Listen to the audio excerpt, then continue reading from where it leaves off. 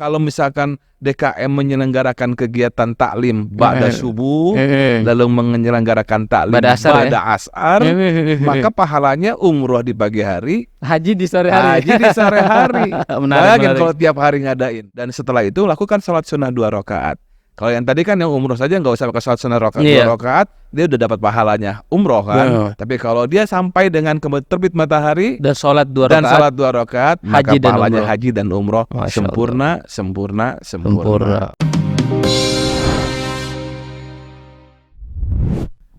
Assalamualaikum warahmatullahi wabarakatuh. Waalaikumsalam warahmatullahi wabarakatuh. Alhamdulillah wassalatu wassalamu ala rasulillah wa ala alihi wa ashabihi wa mawala. Amma ba'du. Teman-teman podcast tasawuf, hari ini alhamdulillah mudah-mudahan kita semua dalam keadaan cager bager lahir batin. Amin. Berkah karomah pangarsa guru agung Syekh Ahmad Shahibul Wafa Tajul Arifin Qaddasallahu sirrah. Hari ini kita kedatangan Ketua LDTKN Jakarta, Haji Handri Ramadian. Insyaallah kita mau ngaji bareng dengan beliau terkait dengan amalan-amalan yang punya hikmah atau ganjaran senilai haji dan umroh. Wow, betul. Begitu Ustaz ya? Betul, insyaallah. Nah, kalau kita lihat nih Ustaz, di Indonesia ini jamaahnya termasuk yang antusias untuk melaksanakan ibadah haji umroh. Kita tahun 2022, tahun ini ya kalau nggak salah ya, itu 200 ribuan lebih. Tuh, 210 ribu. 210 ribu, 20 ribu ya.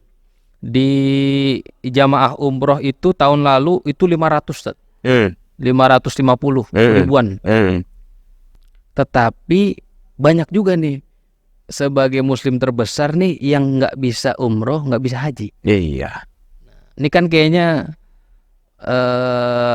ini Islam nggak adil gitu kira-kira. Apa ini ibadah ini hanya untuk orang kaya? Rupanya enggak ya? Enggak, insyaallah. Kita bahas ya. Bahasan materi kita kali ini kita akan menguliti. Nah, ini menguliti nih udah kayak habis lebaran nih. Iya, habis potong kambing nih. Habis potong korban nih. Kita kulitin. Nih. Apa saja amaliyah yang bernilai haji dan umroh. Ini biayanya free, 0%. 0 rupiah. Coba boleh Ustaz, satu Ustaz. Baik. Yang pertama, a'udzubillahi minasyaitonirrajim. Bismillahirrahmanirrahim. Hadis Rasulullah Muhammad sallallahu alaihi wasallam yang diriwayatkan oleh Imam Muslim.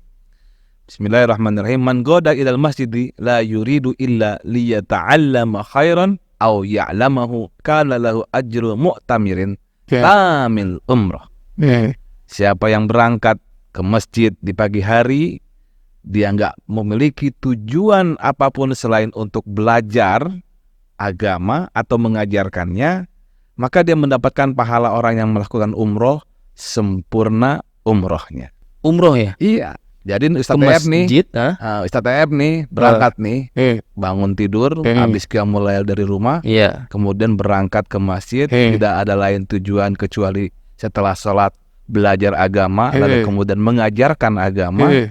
Nah itu pahalanya pahala umroh. Ini ke masjid ya? Ke masjid, sholatnya berjamaah gitu. Tapi itu menarik Ustaz. Jadi datang menuntut ilmu.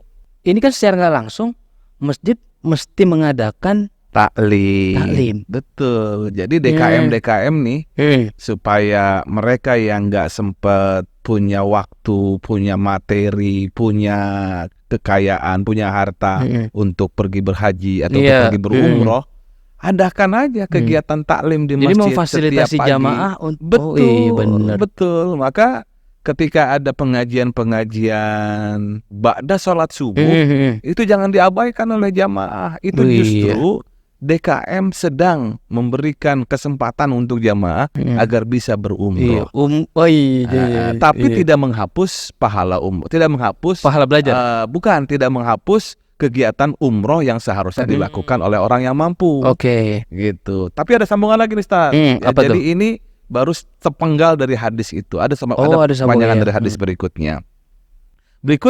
Faman roha ilal masjid la yuridu illa liyata'allama khairan aw yu'allimahu falahu ajru hajjin tamil hijjah. Dan siapa yang berangkat ke masjid sore hari tidak memiliki tujuan apapun selain untuk belajar agama atau mengajarkannya, maka dia mendapat pahala orang yang berhaji sempurna hajinya. Kalau tadi pagi, Kalau tadi pagi ini sore dapat pahala umroh. Ini sore dapat pahala orang yang berhaji.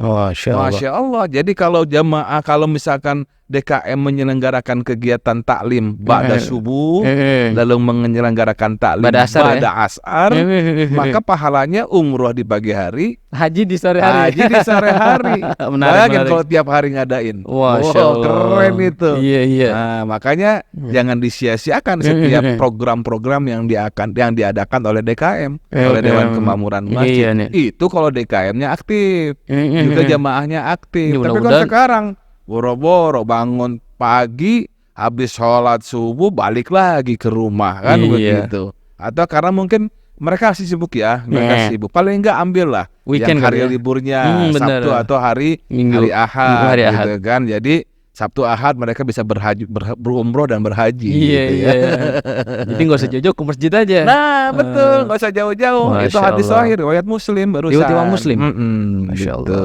Ya. Jadi orang yang pengen mendapatkan nilai pahala, ini sempurna Ustaz ya? Sempurna. Rasulullah bilang sempurna ini. Hadis riwayat Muslim. Gitu. Jadi manfaatkan sebaik-baiknya. Apalagi kalau teman-teman kita sudah rutin nih hadir di sebuah pesantren misalkan.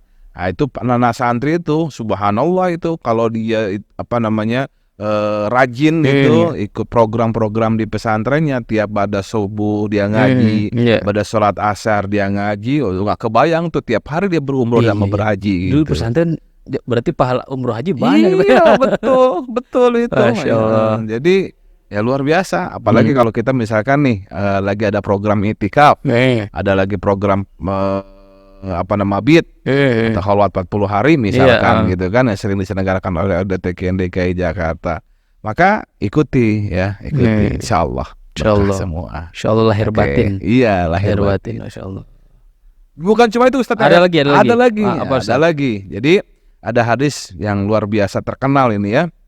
Jadi Rasulullah Shallallahu Alaihi Wasallam bersabda, "Man shallal ghadata fi jama'atin, thumma qa'ada yadhkurullaha hatta tatla'a syams, thumma shalla rak'atain, kanat lahu ka ajri hajatin wa umratin." Nah ini qala Rasulullah Muhammad Shallallahu Alaihi Wasallam, tamah. 3 kali. 3 kali Rasulullah berpesan seperti itu. Jadi hadis ini diriwayatkan dari Abdullah bin Muawiyah al-Jumahi al-Basri. Dia menceritakan kepada Abdul Aziz bin Muslim, lalu memberitahu kepada Abu Zilal dari Anas bin Malik. Anas bin Malik berkata, Rasulullah Shallallahu Alaihi Wasallam bersabda, siapa orang yang melaksanakan sholat subuh secara berjamaah, kemudian dia duduk berzikir kepada Allah sampai matahari terbit, kemudian dia sholat 2 rakaat, tidak usah banyak-banyak, sholat 2 rakaat, maka ia mendapat pahala seperti pahala orang menunaikan haji dan umroh. Ini lengkap deh. Haji dan umroh. Anas kemudian berkata, Rasulullah Shallallahu Alaihi Wasallam bersabda, tamah. Sempurna. Tuh, bayangin tuh. Jadi kita umat Nabi Muhammad senang dengerin ini ya. Dia. Jadi jangan sedih kalau misalkan nih tahun ini Bapak dan Ibu yang belum sempat berangkat haji dan umroh, maka laksanakan amaliyah ini. Cuma duduk di atas sajadah habis sholat subuh berjamaah. Catatannya ya, sholat subuhnya berjamaah. Sholat subuhnya berjamaah. Dan di masjid. Di masjid. Dia sholat subuh berjamaah di masjid, kemudian dia berzikir, ya, duduk dia berzikir sampai muncul matahari terbit. Nah, tunggulah beberapa saat sampai hilang waktu karoahnya, lalu kemudian dia sholat sunnah 2 rakaat. Nah, jadi rangkaiannya seperti itu. Jadi setelah matahari terbit, sholat isyraq ya Ustaz ya? Iya, disebutnya sholat isyraq. Gitu. Kalau berbagai macam ulama bilang bahwa sholat isyraq itu adalah awalnya sholat duha.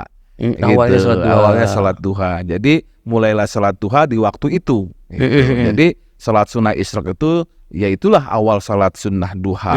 Itu namanya sholat sunnah isyraq. Berzikirnya gimana? Pertanyaannya kan begitu. Betul. Apakah berzikirnya fokus hanya kepada berzikir lisan saja? Bisa ya, karena berzikir itu bisa macam-macam, ya kan? berzikir menyebut nama Allah, seperti menyebut ya Allah, ya Allah, ya Allah, itu juga berzikir. Atau berzikir menyebut martabat Allah, subhanallah, alhamdulillah, wala ilaha illallah, Allahu akbar. Atau zikir menyebut sifat-sifat Allah, asma Allah yang dalam Asmaul Husna, gitu kan? Misalkan ya Rahman, ya Rahim, ya Malik, ya Kudus, seterusnya gitu. Dia berbanyak terus zikirnya. Atau dia membaca ayat-ayat Al-Qur'an, zikirnya bisa seperti itu. Baik membaca secara keseluruhan satu kali khatam atau diulang-ulang. Atau baca satu juz misalkan. Mempraktekkan satu juz di dalam Al-Qur'an. Bisa sampai Isra satu juz. Lalu kemudian atau ayat-ayat tertentu saja dalam surah-surah tertentu. Misalkan hanya baca surah Al-Waqiah atau hanya baca surah Yasin, Al-Kahfi atau surah Yasin atau surah Al-Baqarah. Kalau Al-Baqarah bisa 2,5 juz itu kan. Nah, ada 286 ayat itu kan. Nah, makanya itu juga bagian daripada berzikir. Di antaranya juga berzikir adalah murojaah atau mudzakarah gitu. Mudzakarah ayat-ayat Allah itu zikir juga. Mudzakarah ayat-ayat Allah yaitu tadi majelis ilmu zikir atau majelis taklim gitu ya. Jadi nyambung tuh tadi. Betul. Yang kemudian dia berangkat pagi-pagi, dia ada lain tujuannya adalah untuk belajar agama atau mengajarkannya. Kemudian DKM memfasilitasi majelis taklim sampai dengan waktu isyraq. Wah, gunakan itu sebaik mungkin. Dan setelah itu lakukan salat sunnah 2 rakaat. Kalau yang tadi kan yang umroh saja nggak usah pakai salat sunnah 2 rakaat, dia udah dapat pahalanya umroh kan. Tapi kalau dia sampai dengan terbit matahari dan salat 2 rakaat, maka pahalanya haji dan umroh sempurna. Jadi itu yang diberikan oleh Rasulullah Muhammad SAW kepada umatnya yang mungkin pada tahun ini dia nggak bisa berangkat haji dikarenakan memang belum waktunya, atau memang belum waktunya karena porsinya belum pas untuk berangkat haji, atau mungkin karena memang belum ada biayanya, atau mungkin memang sama sekali nggak punya lubangnya, nggak kelihatan begitu dari mana atau dana buat secara fisik udah nggak mampu. Nah, bisa jadi seperti itu. Maka yang yang di desa-desa para orang-orang tua kita kan begitu, yang dia misalkan agak nggak kebayang lah kalau kata orang Sunda hese gitu ya. Nggak bisa Jakarta berangkat. 28 tahun Ustaz. Masya Allah. Masa tunggu. Jawa Tengah 32 tahun. Masya Allah. Jawa Timur 34 tahun. Luar biasa itu kan. Ada yang sampai 40 tahun juga ada. Jadi orang kalau habis ngelahirin langsung daftarin haji anaknya ya. Tapi jangan lupa lapor dulu ke catatan penduduk ke Dukcapil ya. Untuk dicatat dulu anaknya dapat akta kelahiran baru daftarin haji gitu. Jadi rupanya memang hadis ini untuk mengakomodir umat Nabi Muhammad yang mungkin karena keadaan ataupun kondisi dia tidak memungkinkan untuk haji dan umroh. Tapi tidak menggugurkan kewajiban orang yang pergi haji. Tetap pergi haji dan umroh sebagaimana rukun Islam. Jangan sampai ada kayak gini nanti saya nggak mau keluar ini dah. Mentau-tau udah mampu. Jangan masjid aja deh gitu, nggak begitu ya. Gitu ya. Kemudian yang lain bisa juga ya, kita nggak usah pergi haji. Ya, nggak usah pergi umroh. Tapi kita bantuin orang lain pergi haji atau pergi umroh. Bantuin orang lain. Ngongkosin maksudnya? Betul. Betul. Kiasnya dari orang yang memberikan makan orang yang berbuka puasa. Hadis Rasulullah Muhammad SAW yang diriwayatkan oleh Ibnu Majah dan diriwayatkan juga oleh Tirmidzi, juga diriwayatkan oleh Imam Ahmad. Man fattara sha'iman kana lahu mithlu ajrihi ghaira annahu la yanqusu min ajri shaimi syai'a. Itu ya. Siapa yang memberi makan orang yang berpuasa, maka baginya pahala seperti orang yang berpuasa tersebut, tanpa mengurangi pahala orang yang berpuasa itu sedikit pun juga. Nah, ini kias dari situ lalu ke haji. Jadi kalau ada orang yang membiayai orang untuk melaksanakan haji dan umroh, sementara dia juga sudah, catatannya dia harus sudah dulu. Dia harus sudah dulu. Dia harus sudah haji dan umroh dulu. Yang dia belum haji belum umroh udah duluin orang. Harusnya kewajiban dirinya dulu. Kewajiban dirinya gugur, baru dia menghaji atau mengumrohkan orang lain. Jadi buat orang yang nggak punya uangnya banyak, ini disebut haji kosasi. Kosasi, ongkos dikasih. Ongkos dikasih. Gitu ya. Itu. Jadi kalau ada orang yang berkelebihan atau berkecukupan harta dan cukup untuk menghajikan orang dan dia berniat sekali untuk menghajikan orang, Iya. bukan sebuah kemustahilan kalau dia bisa bantu orang lain, tapi dia juga dapat pahala untuk memberikan orang lain. Dia dapat pahala juga Iya. tanpa mengurangi pahala orang yang berhaji dan berumroh Jadi itu. inilah landasan secara spiritual orang-orang yang memberikan haji kosasi itu saja. Iya, betul. Jadi inilah. Jadi memang umat Nabi Muhammad SAW itu memang diperintahkan oleh Rasulullah banyak membantu orang lain, gitu. Karena salah satu lagi nih, ini sih bukan hadis ya, tapi ini ada mankolah gitu, ada mankolah. Berlandaskan pada riwayat Imam Hasan Al-Basri. Ya. Imam Hasan Al-Basri mengutus beberapa orang muridnya untuk memenuhi kebutuhan seseorang. Kata beliau, temui sahabat saya, Sabit Banani, katanya, ajak dan bawa serta bersama kalian. Tapi ketika disamperin, ketika dihampiri, Sabit Banani sedang beritikaf. Lalu dikatakan kepadanya, wahai Sabit, tidakkah kamu tahu bahwa usaha kamu memenuhi kebutuhan saudaramu yang muslim lebih baik bagimu dari menunaikan ibadah haji sunnah? Riwayat ini kemudian membuat Sabit bin Banani kemudian dia mengikuti kegiatan murid-muridnya Hasan Al-Basri. Lalu mereka bersama-sama bergotong royong membantu kebutuhan orang lain. Nah, ini berlandasan juga kepada hadis riwayat Khatib dari Anas bin Malik juga. Siapa orang yang memenuhi bagi saudaranya sesama muslim akan sebuah kebutuhan, maka adalah baginya dari pahala seperti orang yang melaksanakan ibadah haji dan umroh. Nah, ini yang menjadi landasannya.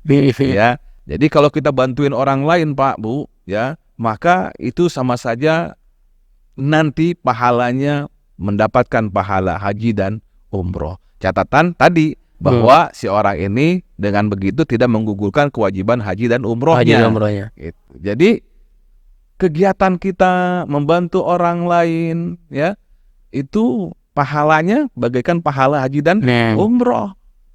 Ya, banyak riwayat.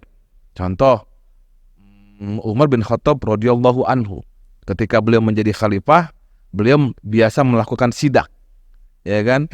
Biasa melakukan turun ke jalan, turun ke bawah, turba. Mana nih di antara penduduknya, warganya yang belum dapat makan hari ini?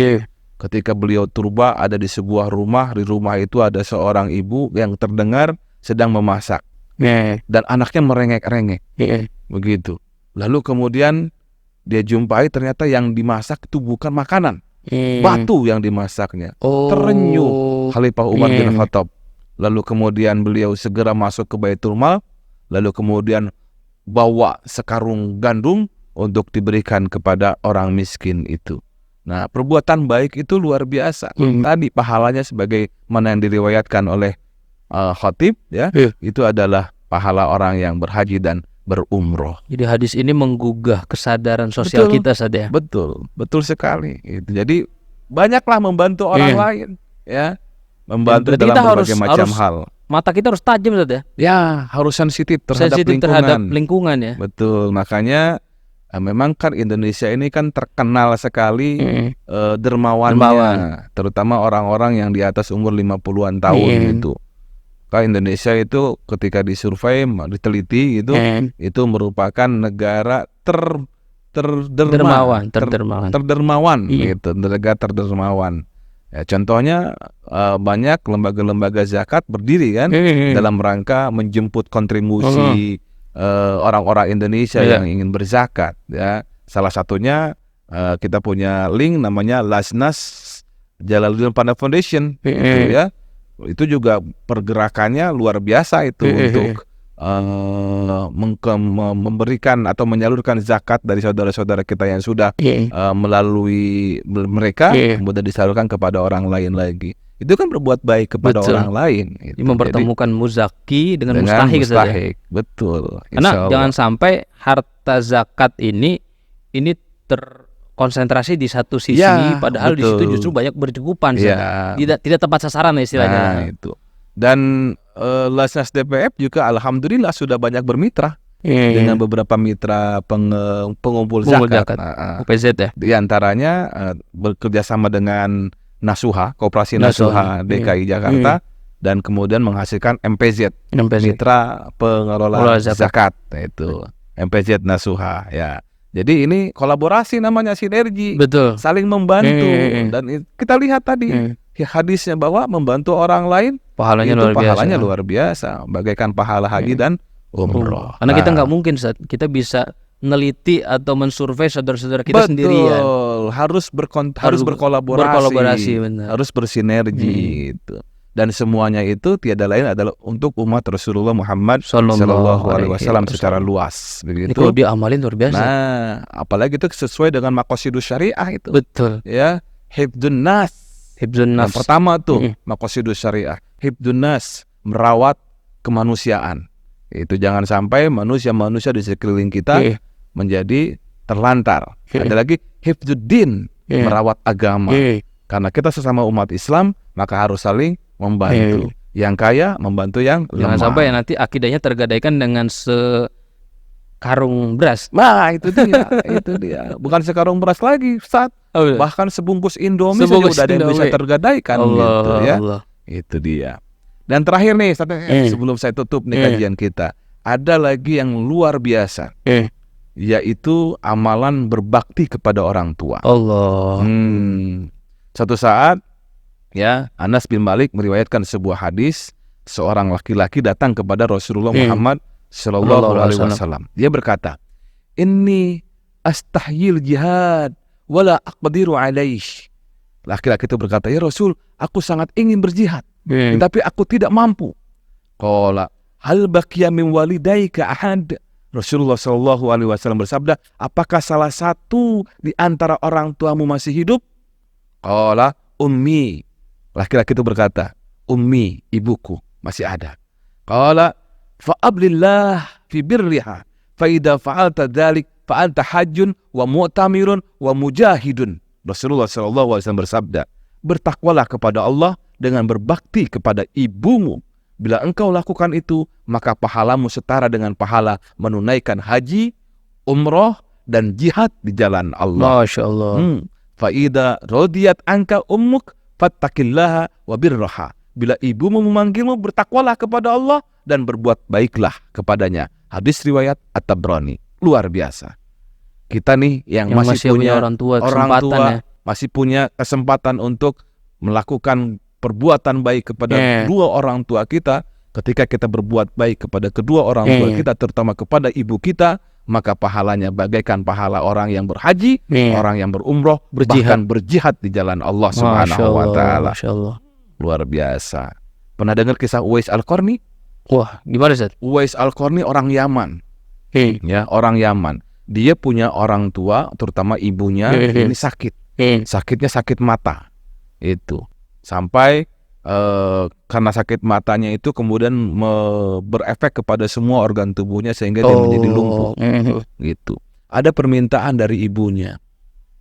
"Wais," kata beliau, "ibu ingin di akhir hidup ibu bisa berhaji." Mikir Uwais Al-Qarni. Beliau rumahnya jauh. Yaman, Makkah itu jauh sekali gitu kan. Maka akhirnya dia bertekad, dia berazam untuk mengabulkan keinginan orang tuanya itu, keinginan ibunya itu. Lalu dia beli domba. Lalu domba itu dipanggul setiap hari dari rumahnya ke bukit, bulak-balik setiap hari. Itu berlaku selama 8 bulan, berlangsung selama 8 bulan. Apa yang terjadi? Orang-orang di sekitarnya mencemooh. Ini orang gila atau apa gitu ya. Manggul kambing dari kecil sampai kambing itu gede selama 8 bulan berturut-turut setiap hari. Nggak taunya pas haji, maka Uwais Al-Qarni langsung membopong ibunya. Udah latihan fisik. Latihan fisik. Jadi ibunya itu dibopong dari Yaman menuju Mekah untuk melaksanakan haji. Itu baktinya Uwais Al-Qarni. Karena baktinya Uwais Al-Qarni ini dapat sambutan hangat dari Rasulullah Muhammad Sallallahu Alaihi Wasallam, meskipun Rasulullah Sallallahu Alaihi Wasallam tidak pernah berjumpa dengan Uwais Al-Qarni. Apa pasalnya? ketika dia berniat Uwais Al-Qarni untuk berjumpa dengan Rasulullah Muhammad SAW, maka Uwais memohon restu ibunya untuk berangkat ke Madinah. Direstui oleh ibunya, berangkatlah ke Madinah. Di Madinah, beliau harusnya bertemu dengan Rasulullah. Ketika ditanyakan, ternyata Rasulullah sedang melakukan perang, sedang tidak ada di Madinah. Lalu kemudian beliau berkirim salam kepada orang-orang yang ada di Madinah untuk Rasulullah Muhammad SAW. Di lain waktu dia ingin kembali lagi ke Madinah untuk berjumpa dengan Rasulullah. Namun pada tahun yang dia ingin berangkat lagi, ternyata Rasulullah Muhammad SAW tidak bisa dijumpai karena sudah meninggal dunia. Tapi Rasulullah paham dengan orang ini. Maka Rasulullah berpesan kepada Sayyidina Umar dan Sayyidina Ali, kalian jumpai orang yang bernama Uwais Al-Qarni. Ciri-cirinya begini. Kalian berdua mintalah ampunan Allah melalui orang ini. Luar biasa. Padahal sahabat Umar, sahabat Ali juga adalah orang luar biasa. Orang yang dijamin masuk surga. Iya, sahabat utama dari Rasulullah Muhammad SAW. Tapi dimintakan oleh Rasulullah untuk memintakan ampunan kepada Allah melalui orang ini, agar orang ini mendoakan sahabat Umar dan sahabat Ali bin Abi Thalib radhiyallahu anhu. Ini kan bukannya orang luar biasa. Meskipun gak pernah bertemu Rasulullah, tapi Rasulullah paham dengan orang ini. Rasulullah tahu orang soleh itu ada di mana. Betul. Maka membantu orang tua, berkhidmah kepada orang tua, terutama kepada ibu, ini pahalanya luar biasa. Saudara-saudaraku yang dirahmati oleh Allah Subhanahu wa taala, masih punya orang tua, masih punya ibu terutama, berbaktilah kepada ibu sebaik-baiknya. Jangan berbuat kesalahan kepada ibu, kepada orang tua kita, kepada ibu dan ayah kita. Karena itu wasilah kita untuk mendekat kepada Allah, wasilah kita untuk berhaji dan berumroh, bahkan berjihad di jalan Allah. Luar biasa. Luar biasa. Gitu ya. Jadi kalau disimpulkan apa aja dari pertama? Jadi amaliyah-amaliyah yang bisa dilakukan sebagai amaliyah yang rutin kalau kita lakukan itu luar biasa, maka nilai pahalanya sebagaimana pahala orang yang berumroh dan berhaji. Yang pertama adalah kalian, ya kita semua, kalau pergi pagi-pagi dalam rangka sholat subuh berjamaah, tidak lain ketujuannya ke masjid untuk belajar atau mengajarkan agama, maka pahalanya bagaikan pahala orang yang berumroh. Kalau dia berangkat sore hari, melaksanakan sholat sore, sholat asar, lalu kemudian dia berniat belajar atau mengajarkan agama, tidak ada tujuan yang lain kecuali niat itu, maka pahalanya bagaikan orang yang pahala berhaji. Yang kedua, bahwa ada orang yang dia melaksanakan sholat berjamaah di masjid pagi hari, melaksanakan sholat subuh, sholat fajar, lalu kemudian setelah sholat fajar dia duduk di masjid, ya, dia melakukan zikir kepada Allah Subhanahu wa taala, macam zikir terserah apa aja yang bisa dilakukan, termasuk diantaranya adalah melakukan majelis taklim, lalu kemudian setelah terbit matahari dia melakukan sholat sunnah 2 rakaat, maka pahalanya bagaikan pahala orang berhaji dan berumroh. Ya, Pangarsaba, guru mursyid tarekat Qadiriyah Naksabandia pada pesantren Suryalaya mengajarkan hal itu kepada kita semua. Semoga kita bisa melaksanakannya. Amin. Nah, yang ketiga adalah membiayai haji orang lain. Ya, itu pahalanya sama dengan orang yang berangkat haji juga. Lalu membantu kebutuhan orang lain. Yang keempat dan yang terakhir adalah merawat ibu kita, berbuat baik kepada orang tua kita. Mumpung masih ada kedua orang tua kita, maka berbuat baiklah kepada mereka. Insya Allah pahalanya bagaikan orang yang meninggal gimana orang tua? Yang meninggal, ya, kalau yang meninggal, kita kewajiban orang-orang, terutama anak yang soleh, adalah mendoakan mereka. Jangan lupa ziarah. Betul, mendoakan mereka, berziarah atau bersedekah atas nama mereka, berkurban atas nama mereka, berwakaf atas nama mereka. Itu mereka akan merasa bergembira nanti kajiannya khusus ya, tentang wakaf atau berkurban atau zakat. Nanti kita bahas lagi di Ustaz Andri. Baik, insya Allah. Makasih banyak Ustaz. Sama-sama. Sudah berbagi di podcast bermanfaat. Amin. Mudah-mudahan dari obrolan kita nih banyak orang bisa mengamalkan. Amin. Terutama saya pribadi. Betul, sama saya juga. Yang ngomong juga harus mampu melaksanakan. Amin ya rabbal alamin. Oke, Sobat TK News, terima kasih banyak sudah menyaksikan, mendengarkan. Mudah-mudahan kita bisa lanjut kontennya terus nanti di Sabtu mendatang. Jumpa lagi. Assalamualaikum warahmatullahi wabarakatuh. Waalaikumsalam warahmatullahi wabarakatuh.